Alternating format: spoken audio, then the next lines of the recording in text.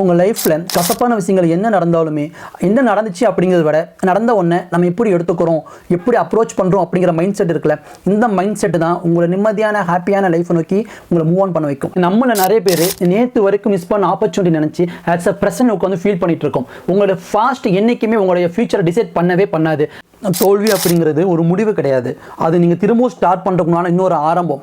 அப்படி பார்த்தாங்கன்னா ஸோ உங்கள் ஹிஸ்ட்ரியில் தோற்று போன எந்த லீடர்ஸுமே அடுத்த சக்ஸஸில் ஒரு பெரிய லெஜெண்டரி ஆகிருக்கவே மாட்டாங்க. அப்போ உங்களுக்கு இந்த ஃபெயிலியர்ஸ் அப்படிங்கிறது உங்களுக்கு பெயினை மட்டும் தரல, அடுத்த ஒரு ஆப்பர்ச்சுனிட்டி சேர்த்து தருது. ஸோ உங்களுக்கு வர ஒவ்வொரு ஆப்பர்ச்சுனிட்டியுமே உங்களுக்கு நெக்ஸ்ட் லெவலில் கொண்டு போகிறது மட்டும்தான்.